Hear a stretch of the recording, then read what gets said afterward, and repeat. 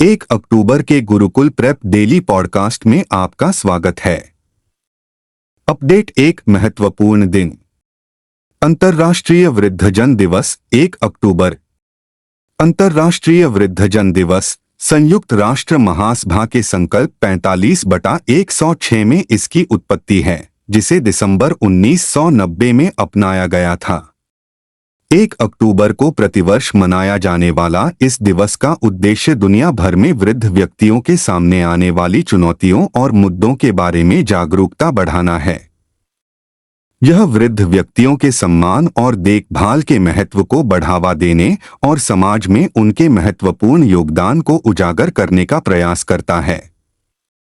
यह वृद्ध व्यक्तियों द्वारा सामना की जाने वाली अनूठी चुनौतियों और मुद्दों जैसे स्वास्थ्य देखभाल, सामाजिक समावेश और आर्थिक सुरक्षा को संबोधित करने की आवश्यकता पर प्रकाश डालता है। इस वर्ष का विषय ageing with dignity: the importance of strengthening care and support system for old persons world wide है।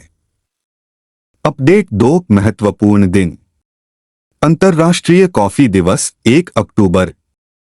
अंतर्राष्ट्रीय कॉफी दिवस अंतर्राष्ट्रीय कॉफी संगठन (ICO) द्वारा स्थापित किया गया था और पहली बार 1 अक्टूबर 2015 को वैश्विक कॉफी उद्योग को पहचानने और बढ़ावा देने के लिए मनाया गया था।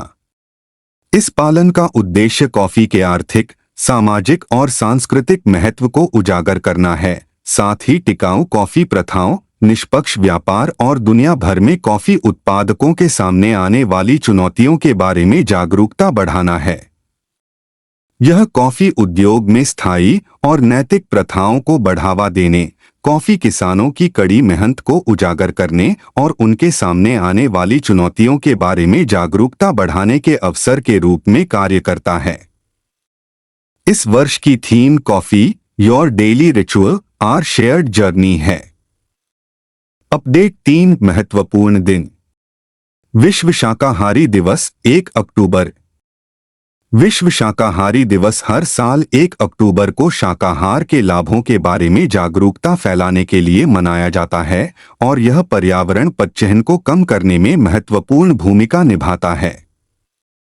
हाल के दशकों में शाकाहार ने लोकप्रियता हासिल कर ली है क्योंकि अध्ययनों से यह पुष्टि हो रही है कि पौधे आधारित आहार के लाभ क्या हैं तथा यह स्वास्थ्य के लिए किस प्रकार चमत्कारिक रूप से काम कर सकता है। विश्व शाकाहारी दिवस 1977 में उत्तरी अमेरिकी शाकाहारी सोसाइटी द्वारा स्थापित किया गया था और 1978 में अंतर्राष्ट्रीय शाकाहारी संघ द्वारा शाकाहार की आनंद, करुणा और जीवन ढाने की संभावनाओं को बढ़ावा देने के लिए समर्थन किया गया था। अपडेट। 4 समझौता। अरुणाचल प्रदेश सरकार ने कैशलेस उपचार के लिए दिल्ली के ILBS के साथ समझौता ज्ञापन पर हस्ताक्षर किए। अरुणाचल प्रदेश सरकार ने राज्य के मुख्यमंत्री आरोग्य अरुणाचल योजना के लाभार्थियों को 5 लाख रुपए तक कैशलेस उपचार का विस्तार करने के लिए दिल्ली के यकृत और पित्त विज्ञान संस्थान के साथ एक समझौता ज्ञापन पर हस्ताक्षर किए हैं। मुख्यमंत्री पेमा खांडू ने कहा कि MOU के तहत यकृत और पित्त विज्ञान संस्थान ILBS नाहरलागुन स्थित Tomo Riba institute of health and medical sciences TRIHMS में रेफरल बोर्ड की सिफारिश पर मुख्यमंत्री आरोग्य अरुणाचल योजना (MAI) द्वारा जारी क्रेडिट प्राधिकरण के आधार पर कैशलेस उपचार की पेशकश करेगा। अपडेट। 5 नियुक्ति। INS ने MV श्रेयस कुमार को 2024 से 25 के लिए अध्यक्ष के रूप में चुना। इंडियन न्यूज़पेपर सोसाइटी (INS) ने मातृभूमि के प्रबंध निदेशक MV श्रेयस कुमार को वर्ष 2024 से 2025 के लिए अपना अध्यक्ष चुनने की घोषणा की है। उन्होंने आज समाज के राकेश शर्मा से पदभार संभाला।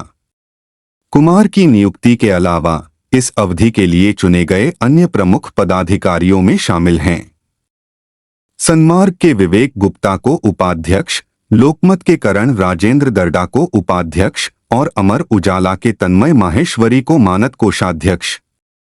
अपनी वार्षिक रिपोर्ट में इंस ने कहा कि उसके सदस्य प्रकाशनों ने कैलेंडर वर्ष 2023 के लिए विज्ञापन राजस्व में 11% की वृद्धि दर्ज की। अपडेट 6 पुस्तकें। डॉ. एम के रणजीत सिंह की चौथी पुस्तक mountain mammals of the world का नई दिल्ली में विमोचन। लेखक डॉ. एम के रणजीत सिंह, जो सौराष्ट्र गुजरात में वांकानेर के शाही परिवार से हैं, एक संरक्षणवादी के रूप में अपने कार्यों के लिए जाने जाते हैं और हाल ही में उनकी चौथी पुस्तक mountain mammals of the world को पूर्व राजनीतिज्ञ लेखक पद्म विभूषण डॉ. कर्ण सिंह ने नई दिल्ली में WWF में लॉन्च किया था। पुस्तक में चित्रों और मानचित्रों के साथ दुनिया भर से 58 प्रजातियां और कुल 119 पर्वत स्तनपायी कर शामिल हैं। डॉ. एम के रणजीत सिंह ने अपनी नवीनतम पुस्तक mountain mammals of the world को अपने 4 पोते पोतियों को समर्पित किया। अपडेट 7 अर्थव्यवस्था।